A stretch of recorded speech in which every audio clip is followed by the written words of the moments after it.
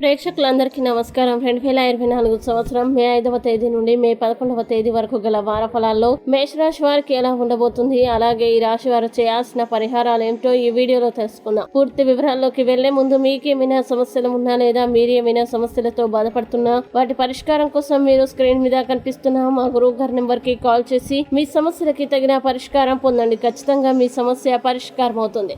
ఇక వివరాల్లోకి వెళ్తే మేషరాశి వారికి ఈ వారం బిజీ షెడ్యూల్ ఉన్నప్పటికీ మీ ఆరోగ్యం సాధారణం కంటే మెరుగ్గా ఉంటుంది, కానీ చాలా జాగ్రత్తగా ఉండాలి. అటువంటి పరిస్థితుల్లో మీ జీవితాన్ని మరియు ఆరోగ్యాన్ని గౌరవించండి. మంచి దినచర్యని అవలంబించండి, లేకపోతే మీరు భవిష్యత్తులో కొన్ని ఇబ్బందుల్ని ఎదుర్కోవలసి ఉంటుంది. ఇంకా ఈ వారం ప్రారంభం ఆర్థిక సమస్యలపై మీకు మంచి పట్టు ఉండవచ్చు, కానీ వారం చివరిలో మీ డబ్బు కొన్ని కారణాల వల్ల ఖర్చు చేయబడవచ్చు. ఇది మిమ్మల్ని బాధ పెడుతుంది. అటువంటి పరిస్థితుల్లో మొదటి నుంచి చివరి వరకు మీ డబ్బును సరైన వ్యూహం ప్రకారం ఖర్చు చేయండి. అనవసర ఖర్చులు చేయకుండా జాగ్రత్త పడాలి. ఈ వారం చిన్న కుటుంబ సభ్యులతో గడపడం మీకు చాలా మంచిది, ఎందుకంటే వారితో సమయం గడపడం ద్వారా మీరు చాలా రిఫ్రెష్ అవుతారు మరియు అదే సమయంలో వారి జీవితానికి సంబంధించిన అనేక పరిస్థితుల గురించి తెలుసుకోవడానికి కూడా ఇది మంచి అవకాశం. అలాగే ఈ సమయంలో మీరు వాటిని ఏదైనా సమస్య నుండి తొలగించడంలో కూడా విజయవంతమవుతారు. ఇది కుటుంబంలో మీ గౌరవాన్ని పెంచుతుంది. ఇంకా బృహస్పతి 2వ ఇంట్లో ఉండడం వల్ల ఈ వారం బిజీ షెడ్యూల్ ఉంటుంది. 12వ ఇంట్లో రాహువు ఉండడం వల్ల